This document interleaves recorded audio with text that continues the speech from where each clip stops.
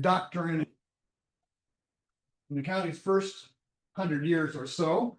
And, you see people who are kind of enamored. They sometimes with the house on the prairie, and they basically say, I want to go back to that simpler time when, of course, there was abundant game. There were geese flying overhead that you could pick off. You've got 14 oxen here to plow up the dirt. And so life was hard, but look at the size of that plow. But things were easy. Well, not really. That was more common than anything else. And Tippecanoe County was not a particularly healthy place if you wanted to live long in that period from 1825 when we were founded, when Lafayette was founded in 1900. Life expectancy, just to give you a perspective, in the 1850s was pretty short. If you were born in 1850, you had expectancy on average of living to be about a ripe old age of 38. If you were children under the age of 4 accounted for almost 40%, 4 out of 10 of the deaths that went into that average. In fact, if you reached the age of 2, that was a milestone, because if you reached the age of 2, the odds were much better that you would actually make it on to adulthood. This is what the life expectancy chart looks like. You got ages 30, 40, 50, 60, and then the years 1860 all the way up to 2010. Well, just as we were talking about, in 1860, pretty much life expectancy was 39.4 years, and that really didn't change other than that little blip that occurred during the Civil War when it went down, okay, as expected. But really about 1880, it started to go up gradually.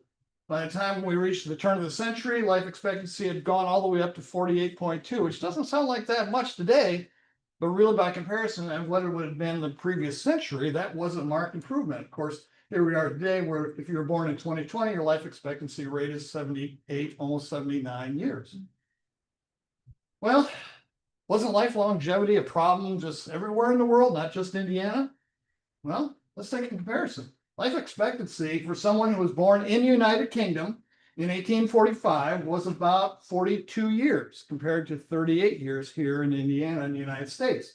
Infant mortality in the UK was only 25% versus 40% that it was here in the States. And most Western European countries exceeded the longevity that we saw over here in the United States. So there was a marked difference between here and there. Well, why was there a difference? Well, there's a number of reasons, but one of the reasons was there were very few, quote, qualified physicians in Indiana through the first half of the 1800s here in the United States, especially out on the, quote, frontier, which is where Indiana was for most of that 1800s. In fact, the earliest physicians that were college educated were actually military people assigned to the 4 forts in and around Indiana. So Fort Wayne, Fort Harrison, that was by Terre Haute, Fort Knox at Vincennes, and Fort Finney, that was down near Jeffersonville in Ohio. So military surgeons really were the first true doctors in the area of what was Indiana Territory and then became the state. In fact, Dr. Kuykendall was a military surgeon who was appointed just in July of 1810, so fairly new. And he actually was stationed at Fort Harrison in Terre Haute when it opened in October of 1811. And he was the one who treated the soldiers returning from the Battle of Tippecanoe after their 9-day hike from basically Tippecanoe battlefield to Terre Haute. Well, as far as when the communities transitioned from military forts to more regular cities, towns, villages, and communities, the military surgeons were replaced by more civilian doctors. And these doctors would never take patients in, they would always go to the patients. There was no such thing as anything resembling a hospital at all. In fact, early hospitals were viewed as a place where you went to die. So in these days, the early days, the doctor went to all the patients. And they would cover anywhere from 10 to 60 miles on horseback in any kind of weather. They were rarely paid anything because pioneers simply didn't have cash on hand, but they got a lot of chickens, a lot of food, and sometimes services, like lumber. Their medical training was one of 2 ways. 1, they could attend lectures at a medical college, or 2, they could serve an apprenticeship with another physician for 2 to 3 years. And according to Dr. Wishart, who Wishart Hospital is named for in Indianapolis, in his book, Pioneer Doctor, he said approximately in 1840, approximately 3/4 of the doctors were apprentice taught, meaning they probably didn't see another physician other than the person that they worked with during their entire training. Well, there were medical colleges. In fact, we had them all the way back to colonial times. University of Pennsylvania got started in the early years as the College of Philadelphia, then King's College, later Columbia University, were again 1765 and 1767. So East Coast had medical schools that were attended. Our first medical department west of the Allegheny Mountains ended up in Transylvania University at Lexington in 1799, and then we had later ones that showed up in both Cincinnati and Louisville. So there were medical schools around during those early years of Indiana statehood, not many. So the question does come back, why didn't more doctor wannabes actually go to medical school instead of apprenticing for 2 to 3 years? Because medical school was a lot quicker. Well, the thing was that prior to the 1860s, a medical license was not required at all. In fact, it really wasn't, so you didn't really have to have a medical school education to become a doctor. In fact, in Indiana, we really didn't have a strict law of regulating doctors at all till 1897, almost the 20th century. In 1897 is when they first created an Indiana Board of Medicine to regulate the physicians in the state. So prior to that, it was the Wild West. You want to be a doctor? You can be a doctor. Send in your money, you get the diploma. Okay. The other thing is medical schools were not cheap. They were for-profit operations. They weren't funded by the state, as most medical schools tend to be now, or rich endowments like Harvard is. No, they were pretty much, you pay money, we put the money directly into our pockets. Okay. And so you had to pay to attend each class, not a semester, each class. And you received lectures on anatomy and medical theory, but you likely never saw a live patient in your entire time in medical school. And you never did clinicals or practicals or anything where you actually got to learn how to treat a living thing. But you got your diploma, you went on your way, and a lot of East Coast doctors were those medical school trained doctors. Why? Because one, they could make more money, and two, they could treat the wealthy. Because the wealthy only wanted people that had diplomas to come treat them. As for our apprenticeship doctors, which the majority were, we said 75% in Indiana in the early years, you would work as a hired hand essentially for the doctor, doing everything from formulating tablets, mulching up things in the crucible with the mortar. You could watch over the doctor's shoulder while he talked to their patients. But for the most part, you did everything from cleaning chicken coops to making meals, etc., as part of your medical training. And you did that for 2 to 3 years. Sometimes you're lucky and the doctor actually paid for your room and board, or sometimes you paid up to $100 a month to actually get that educational experience as an apprenticeship. Well, as we said, they would observe and do that. But again, at the end of the practice, they received a signed certificate. And in the state of Indiana, all you had to do was take your certificate to the county and say, I got this piece of paper signed by a guy you probably don't know that says I'm a doctor. Congratulations, you're a doc. There you go. All right. And then other doctors just simply hung out a shingle and said, I'm a doctor. And nobody ever questioned. Okay. So the standards for how you became a doctor were a little, shall we say, lax in the first 50 to 75 years of Indiana. Unfortunately, the other part that goes along with that is that medical knowledge was not really sterling either in the United States during that same period of time, especially in frontier areas like we were classified. Most medical textbooks weren't even printed in the United States. They were printed in Europe, and they were very high quality. What happens right about the turn of the 19th century, there were certain publishers who would get a European textbook and they would copy it word for word, blatantly without copyright, okay?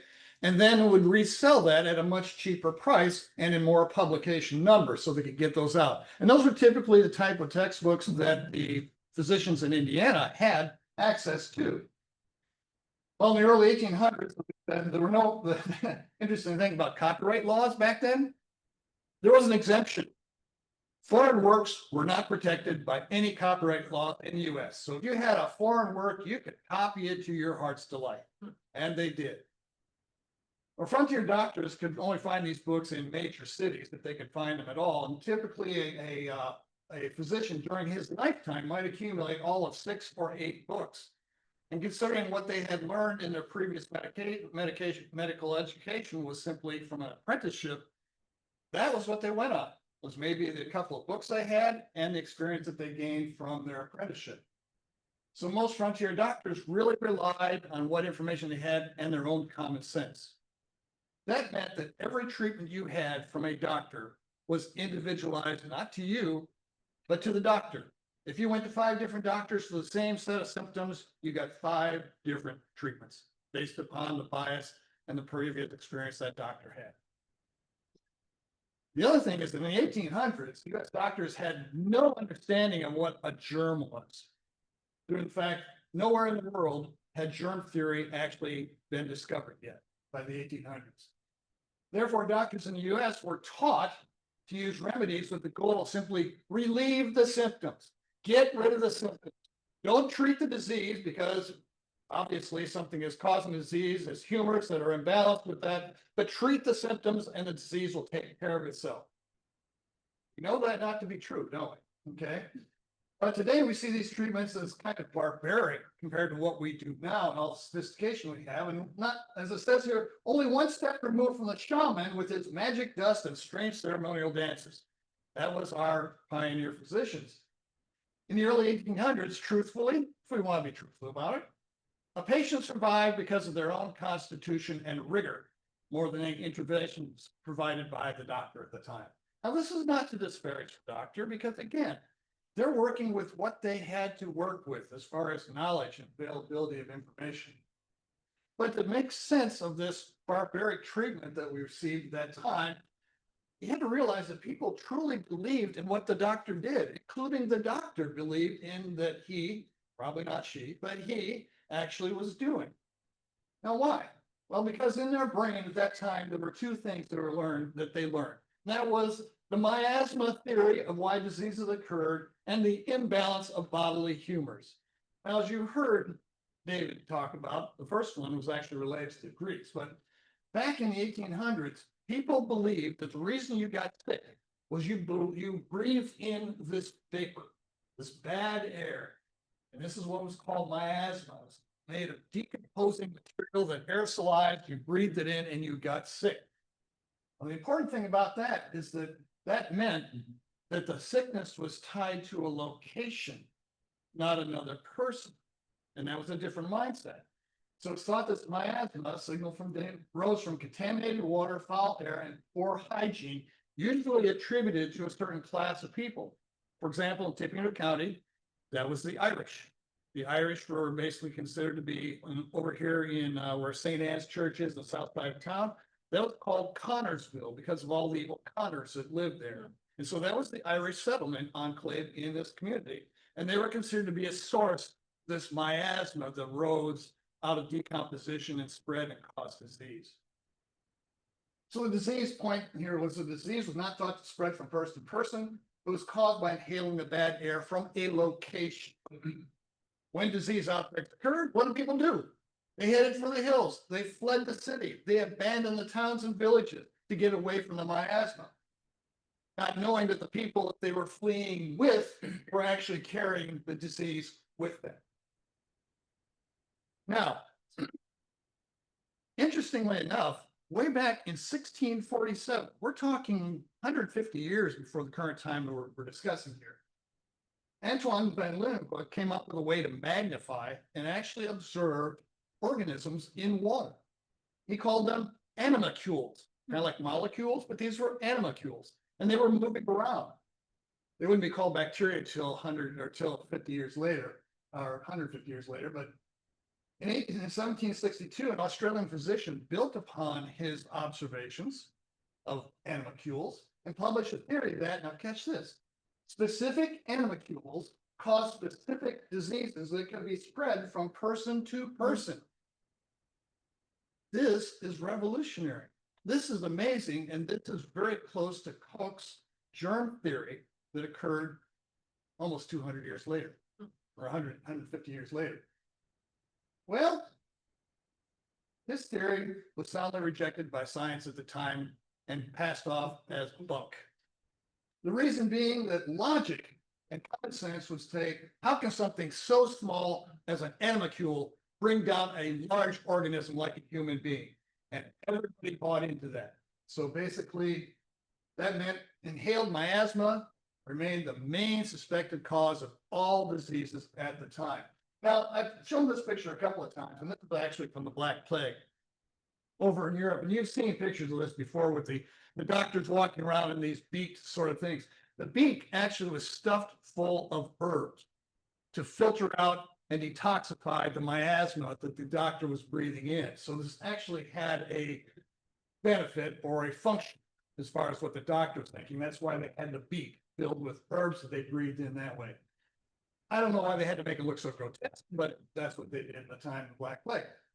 So coupled with this miasma theory was something that David Humphrey had mentioned, and that was the humoral theory of medicine, which was that all disease was caused by an imbalance of the four bodily humors. This was actually originated from, as he mentioned, Hippocrates 2,000 years ago, and made its way for 2,000 years through medicine all the way to the time of the 1800s. If the body's humors became unbalanced, too much or too little, range of the four humors, you would get illness. For example, blood was responsible for signs that were associated with hot and wet, so fever and sweating. Phlegm was wet and cold, so think about phlegm in your chest. Okay. Black bile was cold and dry, constipation. Yellow bile was hot and dry, gave rise to dry fever. So that was the idea, quickly translated from 2,000 years of Hippocrates. Okay. Now the thing is that physicians therefore would pay attention, very close attention, to what fluids were in and coming out of the body of their patient, because obviously the fluid coming out reflected an imbalance in these humors in the body, and that would determine the course of treatment. So theoretically, the goal under this idea was to remove or correct the offending humor. Along the ways, as you know, ideas tend to get morphed. They tend to be altered and switched around a little bit. By the 1800s, this idea had kind of moved away from Hippocrates' pure four humors that produced the disease, and more along the line of trying to, instead of trying to find the offending humor and correct for it, physicians just thought, let's get rid of all the humors. Let's just blast the body, take everything out of it that we can, and the body will rebalance itself, and correcting for the humor imbalance, just if we give it a shock enough. In fact, Benjamin Rush, who was one of the most popular physicians in the early 1800s, was a strong advocate for this sort of treatment. And he was definitely in the school of, if a little does a little good, more will do more. Now, I don't know about you, but I'm not a fan really of expunging anything from my body. So you can imagine a lot of folks really were not eager to have a physician go to come and treat them unless they were really ill. So what were the humors that were expunged? Well, of course, bleeding the patient was one way of doing it, and David mentioned that. You see a gentleman over here being bled into a pan, and that's the exact instrument that he was showing you, very sharp with that. Inducing vomiting and diarrhea, so expelling the yellow bile and black bile. Promoting coughing by increasing phlegm, causing them to sweat, either by using drugs and herbs or swaddling them in blankets so they would sweat profusely. And then blistering the skin, using either compounds that you rubbed on the skin that raised welts, or actually putting these cups on the back, attaching a vacuum pump to them and actually pumping it to actually form huge blisters on the back. Now, the thing is, these blisters almost always became infected, which the doctor said, that's a good thing because we're pulling the bad stuff out, the yellow bile out with it. Look at this. We're doing great goods, right? Well, these techniques are often used, as we said, to an extreme, so-called what was called heroic medicine or heroic measures, which sometimes caused or accelerated the death of the patient. So this is literally where the kill or cure came from when we're talking about in the medicine of the 1800s. Now, of course, because we didn't know anything about what caused disease, we didn't know what to treat it with. And so anything that was rumored to work often ended up in the doctor's arsenal of treatments to use on the patient. And this included such things as Native American plant remedies, some of which are already used today. For example, have you taken any aspirin of late? That came from willow bark. Okay, salicylic acids and willow bark. How about, you've heard of the flower foxglove? The source of digitalis glycosides, digoxin, to increase heartbeat. The Native Americans knew about that also.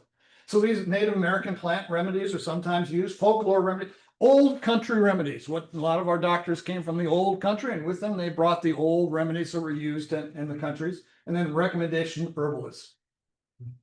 And as we said, some are still used as legitimate medications today.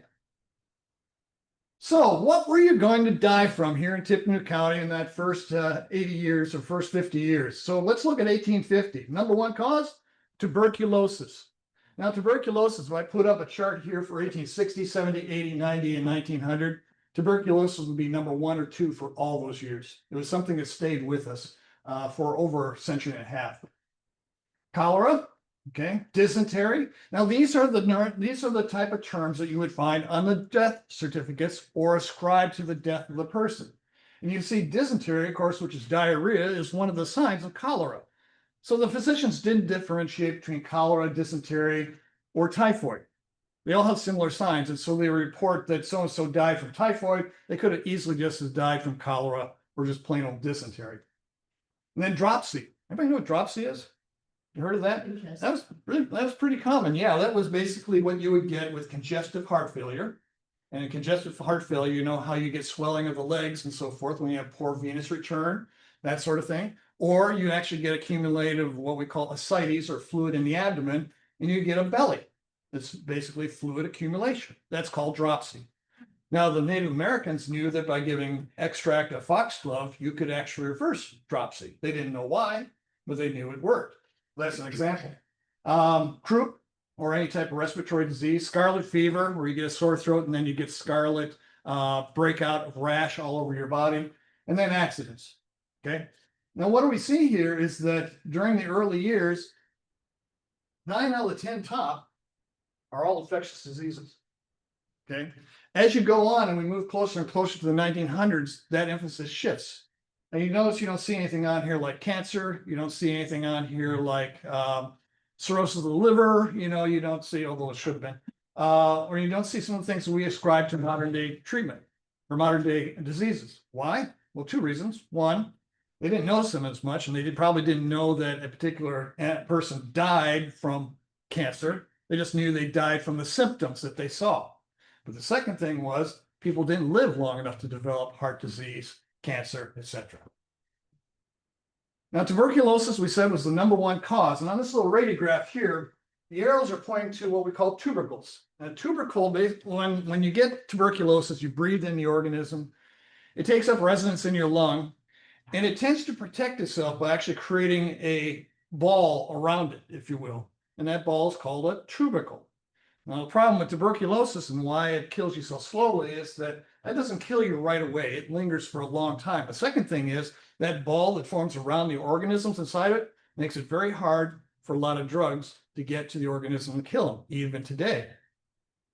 So this disease is also called consumption because people waste it away, or white plague.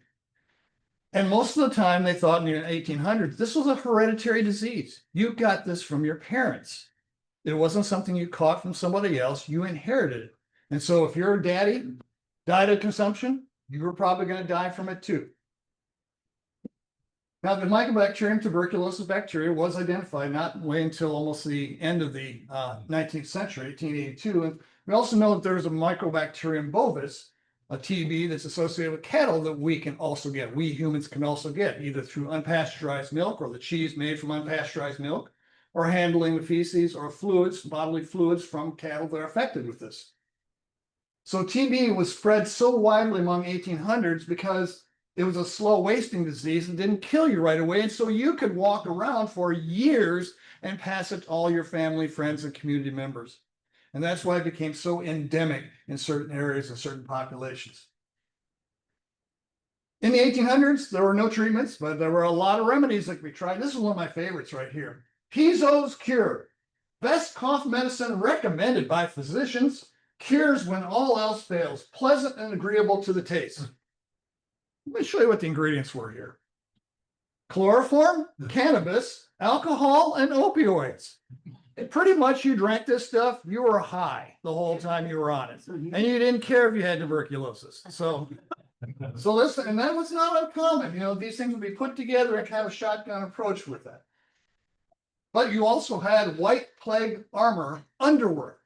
In other words, TB can be prevented by just simply wearing our underwear. And that was an ad that appeared in the papers. I think it was one of the ads last night. Yeah, that's right.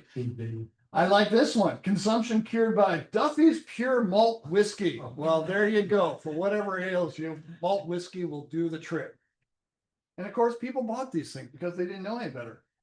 But physicians had to resort back to purging the body of the ills, the miasma that caused this. So they went to sweats, purging sweats, vomiting, diarrhea, rest, and bloodletting in order to treat this. They also added compounds like cod liver oil, creosote, and turpentine. Well, they just put that on the skin, right, Dr. Bill? No. This was an elixir over here, Hamlin's Wizard Oil, and you see the ingredient down at the bottom there, which was turpentine. Now, the good news is, if you had intestinal parasites, this would take care of it. But if you had TB, it wouldn't help you a bit. Later in the 1800s, people were sent to TB sanatoriums and get fresh air in Arizona, Colorado, etc. with that. So by the 1900s, when we turn the century to the 20th century, TB was still with us, but it was more confined to inner city and considered to be the poor sections of the city. Because the people were crowded in together, made it very easy to spread the organism from person to person by coughing. And again, infected people lived with TB until they wasted away from it. You either died directly from the consumption that eventually made you so weak you just died, or you made you susceptible to other diseases that claimed your life. Even by the turn of the century, get this, 450 Americans, mostly between the age of 50 and 40, died every day from tuberculosis. 450 every day. So that disease stayed with us all the way through into the 20th century. In fact, Tippecanoe County really didn't rally to do anything about it until 1904, when the formation of the American Lung Association set up these camps. This is actually a picture of one of the camps out by where German Park was located. Rest, isolation, outdoor air was really what we had at the beginning of the 20th century as far as treating TB. That's all we knew how to do it. In fact, TB, when it was first widely used, the first antibiotics that came out, the sulfonamides that came out in the 30s, and penicillin that was mentioned that came out during World War II, were ineffective against TB. They simply did not work against the organism. It wasn't until a little bit later with streptomycin, a very strong antibiotic that had to be given by injection. You couldn't take it by pills or anything like that. It had to be by IV injection. It was found and discovered to work against TB. But as we know, all organisms adapt to drugs, and streptomycin is no longer used, hasn't been for about 40 years, because the organism is resistant to it.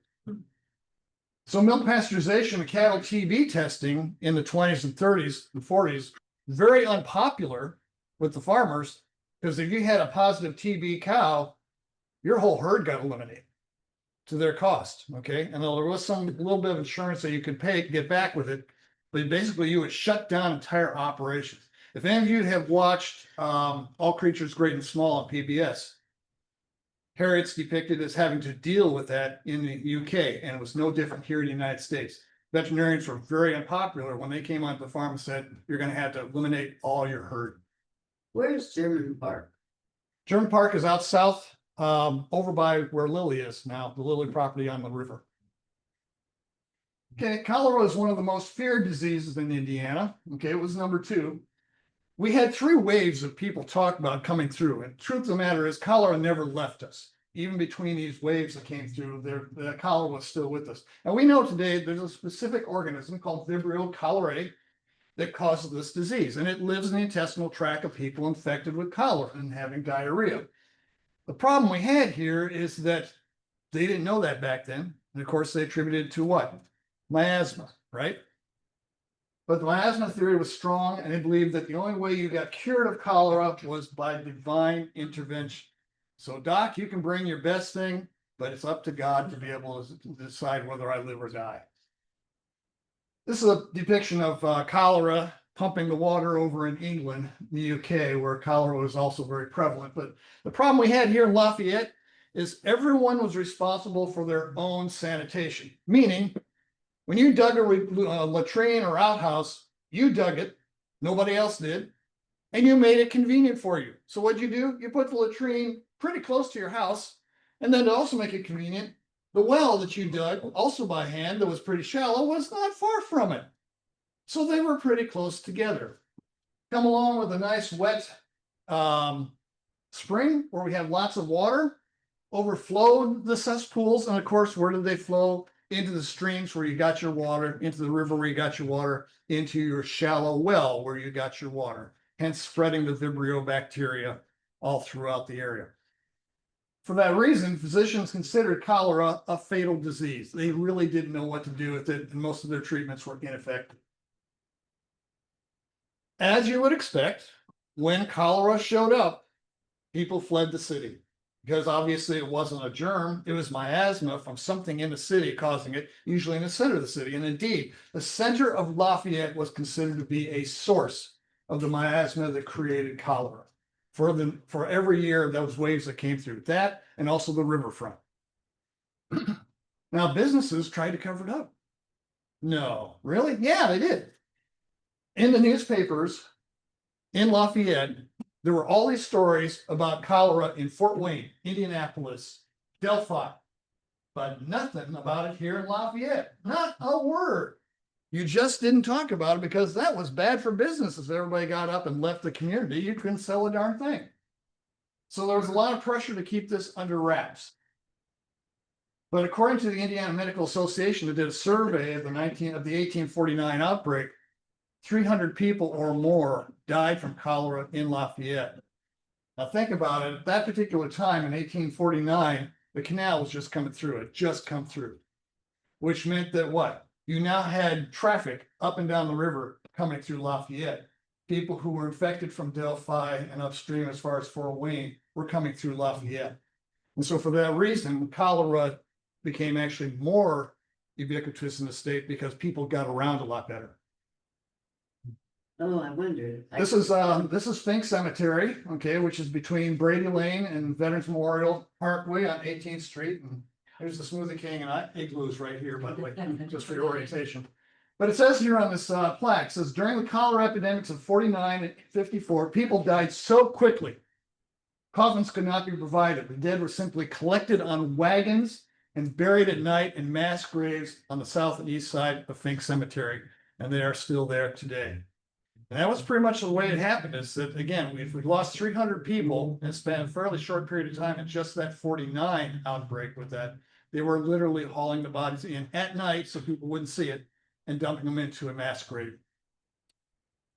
And it wasn't just here, it was basically outside of Lafayette too, because we were an early stopover. We had wagon trains and other people traveling through. Of course, in the 50s, 1850s, we got our first rail line in from Indianapolis to Lafayette.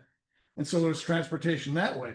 But in this case, a wagon train was passing through Lafayette, and cholera was carried with it. In Helm Cemetery in the West Point area, has an unmarked mass grave filled with an entire wagon load of settlers that were coming through and died from cholera just outside of Lafayette. Well, treatment for cholera, like I said, pretty much was divine intervention, right? But doctors had to try. And of course, what did they do? They treated the symptoms, not the disease, because they didn't cause by a germ, it was caused by mad. So they focused on the clinical signs and purging the body. Opium was one of their drugs of choice. And actually, opium kind of works. Because what it does, all narcotics like opium, what they do is, here's your GI tract, okay? You've got two types of movement. You've got peristalsis, which moves things along like that. And then you have what are called mixing contractions, which are segmental. So when your guts make that weird sound that embarrasses you during church, okay, that's the mixing motion squeezing down, and you hear the stuff squirts out on either side. Okay, mixing motions slow the movement of stuff through the intestinal tract, and opioids stimulate contraction of these mixing motions.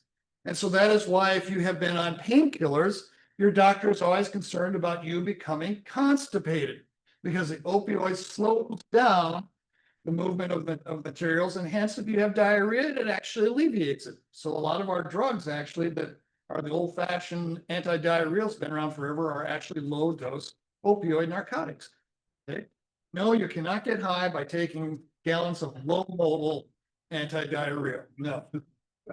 Okay. It also, of course, relieves the discomfort, pain that goes along with that. And when we mixed it with alcohol, they came up with a product, laudanum. And laudanum was what can we compare that to today? I don't know. We can compare it to the TikTok of today as far as how popular this was. Okay. So it was really something that everybody had for everything. And if you couldn't get it from your doctor, you could get it from Joe, the bartender, okay, who usually kept bottles underneath. Of course, we had to purge the body, so we used laxatives, including calomel. Now, calomel was a kind of go-to drug for everything that ailed you. Doctors love this drug. As you see here, the major ingredient of it is mercury chloride. And we would all know by common sense that mercury is very toxic. Indeed, mercury chloride is quite toxic. But we gave it in low dosages. And once again, it did have some benefit. As we saw with turpentine, it basically killed your intestinal worms. So if you took this, you had no worms. Congratulations, you are no longer wormy. All right. You may still be sick as heck and gonna die, but you don't die with worms. So calomel, but the other thing is that calomel was so widely prescribed that it was used by people for a long period of time for anything that ailed them. And mercury, when it's used on a prolonged basis, is incredibly toxic. It kills tissue in which it comes in contact with. And so what you would see with mercury poisoning is not so much a systemic effect, although you could get some, but you would see necrosis of the gums, the jawbone, and the bone associated with the mouth and the oral cavity itself. They would actually use this drug and recommend it for babies' teeth irritation because it would actually loosen up the teeth that were irritated. Well, go bad enough, you end up something like this. And again, this is just a gentleman who maxilla, the top part bone, necrosed away, causing severe facial deformation because of mercury chloride. Now, bloodletting again was done, and it was designed to reduce fever. And you think, well, what was going on here? I mean, why would you reduce fever by bloodletting? Well, think about it. How did they test fever back then? You're running a fever. Okay. What are you actually doing when you're doing that? You're feeling the temperature of your skin. And you're drawing from that because it feels warm to me, you're running fever. All right, well, if I take you out and run you around 1.5 miles and then bring you back in, I put my hand on your forehead, you're really going to feel like you have a fever, even though you are 98.6 still. Why is that? Because the blood is moved forward or closer to the surface of your skin, and hence it feels warmer because the blood is physically moved 98.6, it's moved close to your skin. You feel warmer. But what happens to bloodletting is just the opposite. When you take out 6% of your blood, which was recommended in a typical bloodletting, 6%, sometimes higher. Benjamin Rush recommended 10 to 15%. Of course, that decreases the volume of blood you have in your body by 6% or more. Now, what happens if you take a volume of liquid and you put it in a vessel of some sort, especially an elastic vessel like a balloon, and you take out a volume, what happens to the pressure inside that vessel exerted by the fluid? Does it increase or decrease? It decreases, yeah. So when you take out 6% of your blood, you decrease the volume of blood in your body, your blood pressure decreases. And one of the things your body is really, really good at is keeping your blood pressure up. The reason being is by keeping your blood pressure up, it's going to ensure that blood goes to your brain. Since our brain sits up here, we need adequate blood pressure to keep blood going to our brain. So the body does everything it can to keep blood pressure up. Well, the problem is you just took out 6% of the blood. Where's it going to make it up? Well, it doesn't. But what it does is it shunts blood away from non-essential areas so that the essential areas, such as your brain, receive the remaining blood volume. So the non-essential areas include the surface of your skin. They also include your GI tract. You don't need to be digesting Cook Mac when you're about to be run over by a truck and they're trying to get out of the way, okay, or you lost blood. The point being is that if I drop my blood pressure, I cause vasoconstriction of blood vessels, shunting blood away from my skin. What happens to the temperature of my skin? It goes down. It goes down, doesn't it? Because the blood is farther away from the surface of the skin, and the skin is closer to room temperature, and it feels cooler. By golly, bloodletting decreases fever. Now, if we stuck a thermometer in your fever would still be 103. It's just that you feel on your surface of your skin that the temperature has come down, and that reinforced over and over and over again how valuable bloodletting was to the physician because of their perception of it, or misperception, we should call it. And then they gave you steam baths to increase sweating, to purge everything. Now, the third disease here, and the last one we'll talk about here, is there's something called ague. And it was widespread in Lafayette. In fact, it was endemic in Lafayette. It occurred as a sudden onset of violent chills and fever, very predictable between August and October every summer. Every summer, there would be an outbreak of ague, oftentimes with people over and over again during this whole period of time from August to October. Now, early Hoosier pioneers thought it had something to do with stagnant ponds and streams, the miasma that was coming from there. In some ways, they weren't too far off as to what the cause was. Ague patients wore yellow faces, moved about with a heavy lassitude, meaning they had no energy whatsoever. Chill so violent, the sick person's bed would creak, followed by a fever that lasted for hours, would subside for a while, and then come back in 1 to 2 days, over and over and over again, a recurrent fever. This was malaria. Now, we don't think of malaria as a Hoosier disease. We think of it as a tropical disease. But look at this map. Malaria goes all the way up into the southern half of the lower peninsula of Michigan, into Wisconsin and Minnesota. The reason being is the climate of the time and the topography of the time supported the Anopheles mosquito that carried the malaria organism. And we were lousy with Anopheles mosquitoes here in Tippecanoe County. We were very wet. So miasma continued to be the suspected cause all the way until the 1880s, almost the 20th century, when a French physician was looking at a blood sample from a malaria, basically a bad air patient, that's what malaria means, and actually noticed something in the blood vessel or in the blood cells moving around. Well, that turned out to be a thing called a plasmodium parasite. And the plasmodium parasite is transmitted in the blood that the mosquito takes out of Linda and then injects into Walt, okay, transfers that over. This little plasmodium that lives inside the red blood cell will replicate inside the red blood cell, not causing any clinical signs. So the patient feels fine. But on signal, all the red blood cells that are infected with these plasmodium organisms will break out of the red blood cell. And when they do, that's when the fever strikes, a very violent fever, temperatures of 103, 104, or even higher with that. But it will only last a very short period of time, a few hours, and then it will go away until the organism replicates again, and more red blood cells, breaks out again, the fever returns every couple of days. That's how malaria works. Now, interestingly enough, the Europeans knew there was a cure for this, or at least something that would alleviate the signs. And that was from the native indigenous people in South America. They knew that Peruvian bark of the chacona tree actually was given to their people when they got these malaria-like signs, or these fever-type signs. And they brought that back, and actually that was in wide use in Europe all the way through the 1600s, 1700s.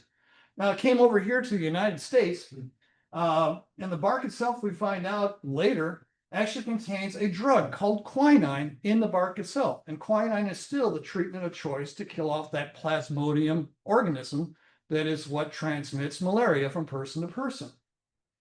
Well, the pulverized bark was very common. It's cheap to make, it's cheap to get in. And so most of the doctors riding around on horses with their saddlebags had a container of pulverized Peruvian bark in their saddlebags that they would use for not only malaria fever, but any fever in general. See, they extrapolate. They say, if that compound will kill the fever of malaria that is so violent, man, I'm going to use it on every fever I get. Think it worked? Nope, not a bit. Okay. But the pure stuff, quinine, was too expensive for doctors to actually obtain, even though it was synthesized in the United States. But again, because they thought they could use it on all fevers, it was ineffective against all those other fevers because, again, what was it doing? It wasn't directly attacking the fever and bringing it down. It was killing the organism that was causing the disease, unbeknownst to the doctors of the time. So in spite of the knowledge about Peruvian pulverized bark's effectiveness, many physicians still went back to their old standby.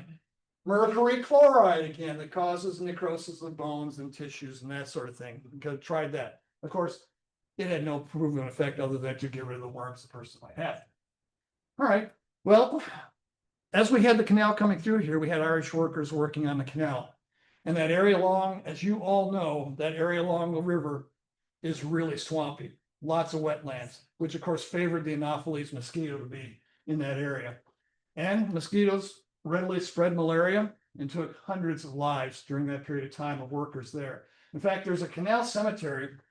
Here's Fort Rottenham Park, the preserve, and then the canal cemetery is across the river. Eli Lilly's property is over in this area. The canal cemetery is full of bodies of Irish canal workers who were dumped into a mass grave there. And so hundreds of workers died, especially during the 1847 malarial outbreak. Now, little story here. In 1846, a 27-year-old man from England arrived in New York. He was a chemist by trade. He had learned it from, he had a medical family, and so he had learned to be a chemist, which is a common name for what we call a druggist or apothecary.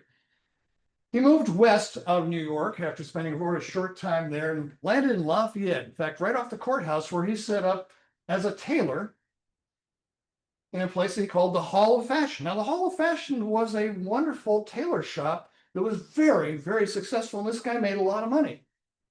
But he wasn't happy with this particularly. He really wanted to be a physician because his training again had been as a chemist, so he was aware of compounds that were used by physicians. This gentleman's name was William Worrell Mayo, and he apprenticed with a local physician, so he did an apprenticeship. He did attend a few classes of Indiana Medical College, never got a degree there, but did eventually get a medical degree from Missouri University, and he was very successful as a physician here in Lafayette. He cut his teeth by learning his craft during the recurring malarial cases in the 1849 cholera outbreak, right when he got his quote-unquote license to practice, although he didn't need one. But shortly thereafter, in 54, so only a few years after he arrived, and this is a quote, tired of frequent bouts of his own malaria, he left Lafayette telling his wife, "I'm going to travel until I get better or die, and someone will let you know which." Well, where he ended up was up in Rochester, Minnesota, where he had two sons, and they formed the Mayo Clinic. That gentleman who started as a tailor here in Lafayette was the founder of the world famous Mayo Clinic. How about that, huh? All right, well, there's back to our timeline. We had a life expectancy line. Now, why was it that, what happened in Tippecanoe County that our life expectancy began to rise significantly after 1880? Well, part of it was disinfection started to become a thing. Prior to this time, pretty much doctors never washed their hands. They saw no reason for it. And again, you read accounts in the Civil War where surgeons didn't wash anything. They didn't have time. They just would cut one patient's leg off, go cut the next one off, and never washing the instruments in between. But this gentleman, Ignaz Semmelweis, was an obstetrician, and he ran an obstetrics ward. What he noticed was there were two wards. One was run by the midwives, one was run by the doctors. And the death rate, maternal death rate, was so much higher in the ward run by the doctors than it was the midwives. And he thought this was kind of unusual. But what he observed was that the doctors would go attend a woman who was in birth and then go do something else, in many cases go see an autopsy to identify why a patient had died, and then return back to the next woman. Well, midwives were never allowed to attend autopsies. So he thought, could this be something? Well, what he theorized is that there was a disease agent they were picking up, the doctors were picking up when they went to see the autopsies of these people who had died. And so what he made them do is he started requiring the doctors to wash their hands in chlorinated lime, heavy on the chlorine, which of course acted as a disinfectant. And lo and behold, within a year, the doctor's ward death rate dropped from 18% down to 2%. Disinfection has real significance in medicine now. And so this report got out and started to be looked at quite a bit. But at the same time, of course, our good buddy, Louis Pasteur, he proved that spontaneous generation of organism was not a real thing. So he, of course, demonstrated his classic experiment was that he had a broth that he had just boiled, 2 bottles of boiled broth. He put cloth over the one type, cheesecloth over the one, so that air could still get in, but it filtered out anything that could not get into the cheesecloth. The other bottle he just left open. And sure enough, he looked at the bottles and noticed that the one that did not have the cheesecloth over it fermented, meaning organisms had gotten into that broth and started to ferment. In the bottle covered by cheesecloth, air could still get in, but nothing else. There was no fermentation. By doing that, he showed us there was something coming from the air that was causing the change in the broth itself. Now that, coupled with the previous works, began to lay the foundation for what we would come to know as the gene theory or the germ theory. And it was this guy right here, Robert Koch, who finally broke the puzzle that had puzzled us for so long about miasma. He showed specifically that he could isolate in disease patients certain organisms, what we call bacteria, that were not found in healthy patients. And that all patients with this same disease had these same organisms in their body. And if these bacteria were taken and introduced to a healthy patient, they would get the disease. By those 3 systematic steps, he proved that diseases came from germ organisms such as bacteria.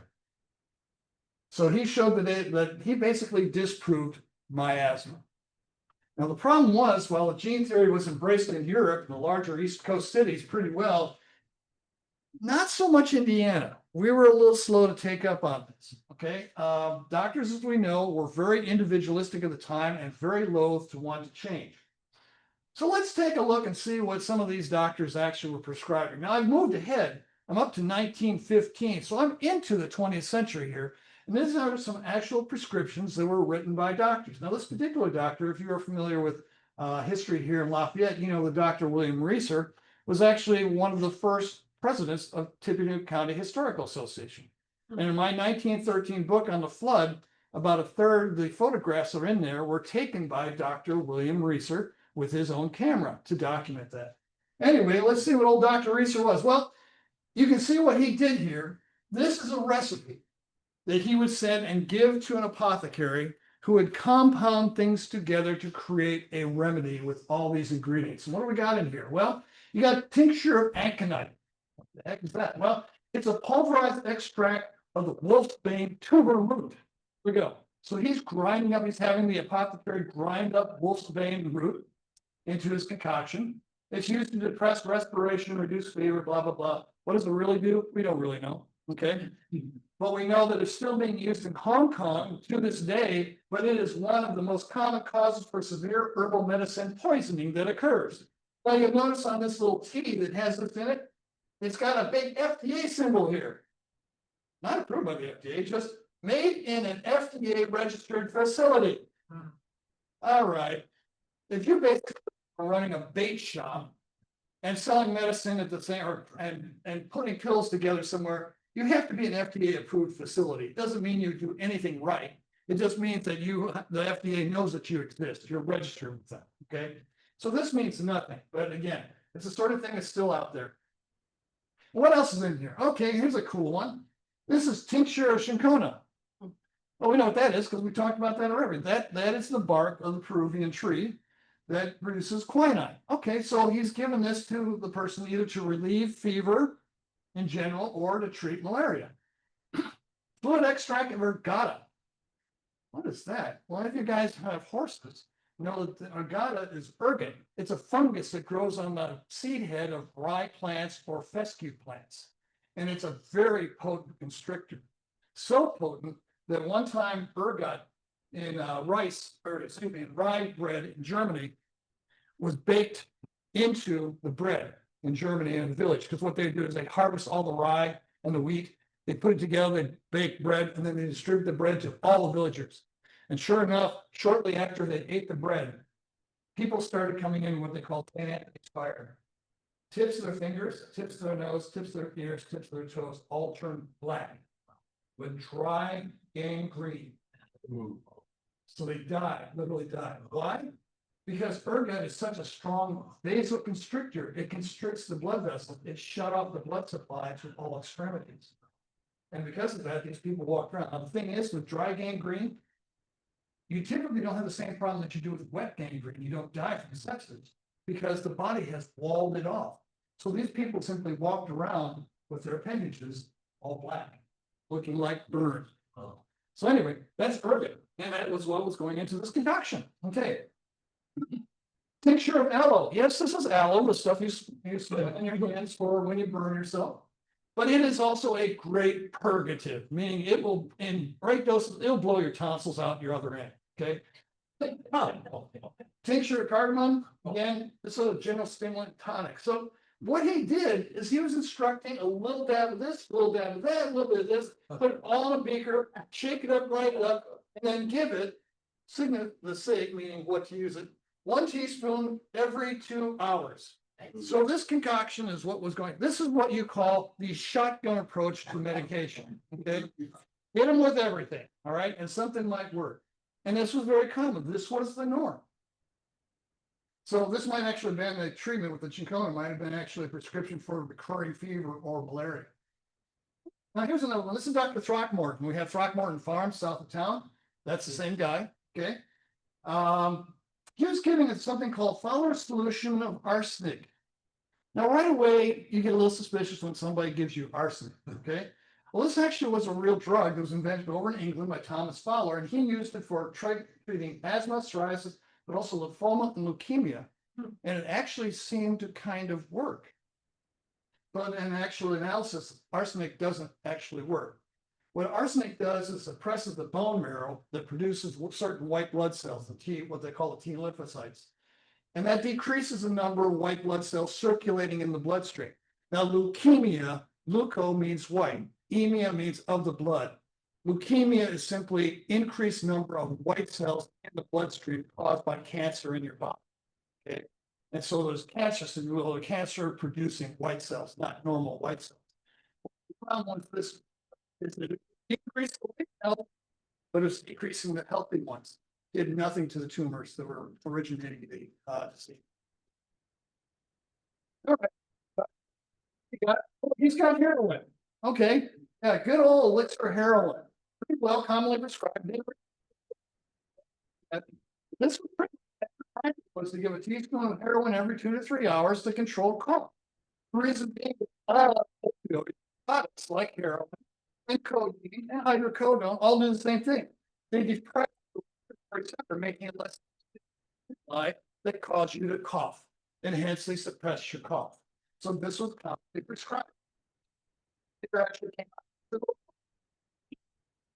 drugstore and pick up without a doctor's prescription. Bayer heroin. Oh, here we go. This is one that I kind of like. This is Dr. Driscoll. Dr. Driscoll is prescribed an extract of nux vomica. You have know what that is? That's strychnine. Yes, that is strychnine. And again, this is one of the top 10 drugs prescribed in 1915. Okay, it's used as respiratory, intestinal, or mental stimulant. And indeed, it's a stimulant. In fact, it works so well that if you keep increasing the dose, you'll get to the point where nothing in your body works because it's so stimulated. In fact, as Steve Adams of the veterinarian here will tell you, the way we diagnose strychnine toxicity, which occurs because it is the same ingredient in rodent poison or gopher poison, okay? The way we diagnose it is we put the dog on the table we think has strychnine, it's just laying there, and we go, the dog startles. And when it does, it goes into full-blown tonic contractions. Every muscle in its body is stimulated to contract simultaneously. Fortunately, it only lasts for a minute or two, otherwise it couldn't breathe. But then it goes away. That's the way strychnine works. So if you use a little bit, it's not bad. Use too much, you're going to die. Okay. So other things. These are typical ones like baby elixir, main ingredient 7% alcohol. Okay. This one cough 5%. This one right here. This is a good one. Chestnut leaves with 19% alcohol. This was a very popular drug in Prohibition. Okay, over here you've got tablets for flatulence, of which the #1 ingredient is a 1/4 grain of nux vomica, strychnine. So strychnine, take care of that gas you're having. All right, cannabis indica, we know that as pot. Okay, and then of course cocaine toothache drops. drop a little cocaine on the gums, they'll take care of it. Well, cocaine, yes, is a really effective local anesthetic. In fact, cocaine was used as an ophthalmic anesthetic for a number of years until fairly recently when better ones came along. So yeah, toothache problems, little cocaine, drop it on the gums, it'll take care of it. So the thing is, from our perspective, in the 2025, these medications and approaches were really crude and barbaric. But you got to wonder what doctors in 21, 25 are going to think of what we do today and just how crude and barbaric we were. Well, that's it for Quackery Doctor in Tippecanoe County's first 100 years. Thank you for your attention.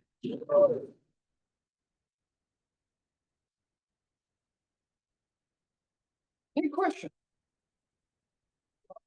What was the cannabis indica used for? Cannabis indica, that bottle right here, it's empty. Pretty much cannabis does the same thing now. It's for medicinal purposes. It is an antiemetic. It actually suppresses the emetic or vomiting center. So people, for example, who are on chemo, actually benefit from CBD oil, which is essentially cannabis.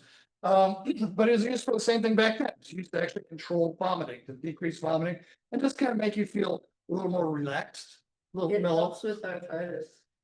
Yeah. Yeah. And I'm allergic to THC in general, Mhm. but the cannabis indica has a slightly different composition than cannabis sativa, which is the more common thing. I drive over to Illinois, to Danville, to a dispensary. I saw my first dispensary about a year ago. And I bought cannabis indica gummies, and it's really helping some of the arthritis in my fingers. Can't take very much because I'm still allergic to it. I take like 5 milligrams, or half of a 10 milligram gummy. But it really, my handwriting is better. Okay. It's getting hard to write and my fingers Yeah. don't work really well. Okay. I wondered what it was used for Yep. back then. Same thing. Yes, ma'am. I was wondering when we were talking about the water. Mhm. Bacteria, how about artesian water? I know they thought the smell and all that stuff, they thought it was healthier, but was it? Good. Well, back in, again, starting about 1865, hydrotherapy or taking the waters was a very popular treatment, especially among the wealthy. And of course, we have a little place out here in near Attica called Kramer, Indiana, where Mudlavia was out there. The artesian waters, the whole concept actually was some basics. For example, at Mudlavia, the water that's out there is very high in lithium salts. And we know lithium, for example, today is still used for people who have convulsion problems. It's an anticonvulsant. It also tends to calm the brain and mellow you and so forth. And it actually has some anti-inflammatory effects. So the people who were drinking the water at that, actually, in fact, the gentleman who discovered the well, noticed the principle, the effect of the water by his own arthritis. He could dig the well easier after he drank the water because the lithium actually decreased the inflammatory response. So there is some truth to it. As far as sulfur, Pluto water, as we know it down from French Lick. Again, probably not a lot of things by itself because it's pretty noxious. In fact, we're very lucky where we live. And we're on the same island that the county fountain down here with sulfur is. We can't drink our water unless we filter everything through carbon filter because it's so full of sulfur. But as far as medicinal purposes with it, maybe some, but not really documented. Yeah, good question. Yes, David. When you were talking about Benjamin Rush, he was also a signer of the Declaration of Independence. But he was the doctor that trained Meriwether Lewis before they went on the expedition. One of the things that he sent with them were thousands of they called Russian's pills, which you had to he insisted you take them every day, but literally by the hand. And it's basically mercury that you're talking about.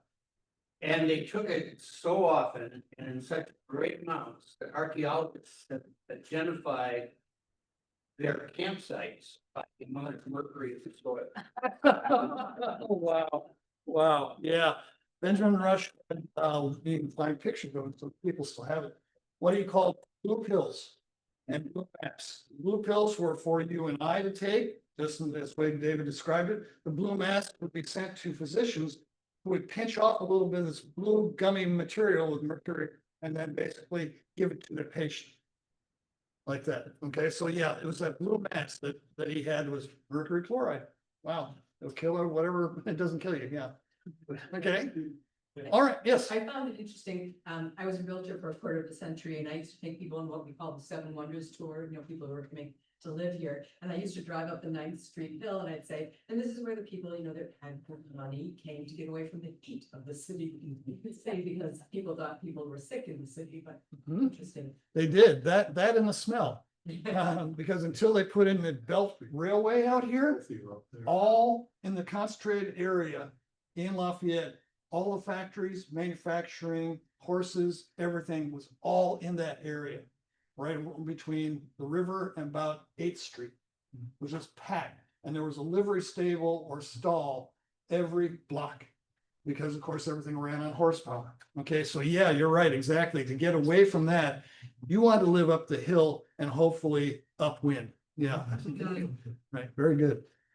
Yes, John. If you come across anything that in the 1859 balloon launch, they were doing some research on cholera, and upper atmospheres. No, I didn't, John. Did you know anything about that? It seems to me I come across him. He was, I can't think of his name, but he was quite a researcher. He went to Washington and as I recall, I read something about that. Okay, Of course, nothing worked, nothing. nothing works. I have to look that up. Good, thanks. All right, folks. Well, thanks you for coming. Appreciate it.